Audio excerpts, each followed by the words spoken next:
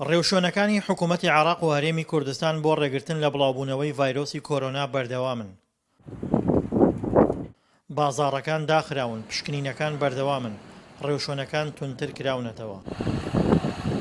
گەرچی هاتوچۆی ئۆتۆمبیل قەدەغە کراوە، بەڵام خەڵک لە ماڵەکانیان دەردەچن. خەڵک ترساوە و زۆریش دەترسێت. خەڵک لە دڵەڕاوچێدایە و نەخۆشیەکە مەترسیدارە.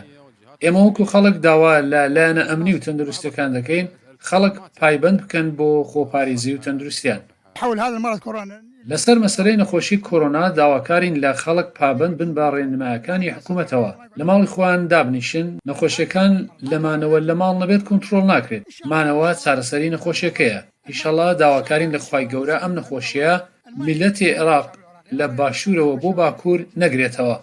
مەترسی کۆرۆنا گەیشتووەتە ئاستێک، ئیشوکاری تەواو پەک خستووە.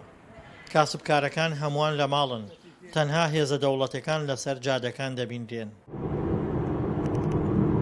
ڕێگەی نێوان هەرێمی کوردستان و ناوچە کێشە لەسەرەکان داخراوە، سەر جادەکان چۆڵ و تاکوتەرا هاتوچۆی ئۆتۆمبیل دەبیندرێت.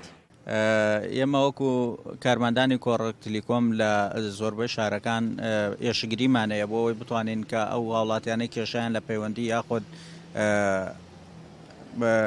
سیمکارتەکانیان بۆ دروستە بێ کێشەکانیان بۆ چارەسەر بکەین و ئێستا تەنها ئێماین و بە هیوان بتوانین ئەم دۆخەش تێپەڕێنین و کاریگەری کۆرۆنا وەکو یەک لەسەر تەواوی ناوچەکان دەبیندرێت. بەو ناوچانەشەوە پێشتر دەستی یاسا کەمتر پێیان گەیشتووە و گرفتی لاوەزی ئەمنیان تێدا بووە. بەردەوامەوە چۆڵ نییە، بەستر هەسەم قەرارات و خەڵک لە ماڵە بمێنێتەوە بۆ سەحەت و تەندروستی خۆی باش. کۆرۆنا تەنها مەترسی تەندروستی بە دوای خۆیدا نەهێناوە بۆ خەڵک، بەڵکو گرفتی گەورەی ئابووریشی لێکەوتوتەوە و ئیشوکار و جوڵەی بازرگانی بە تەواوەتی پەک خستووە. دڵشادەنوەر، دەنگی ئەمریکا، کەرکووک.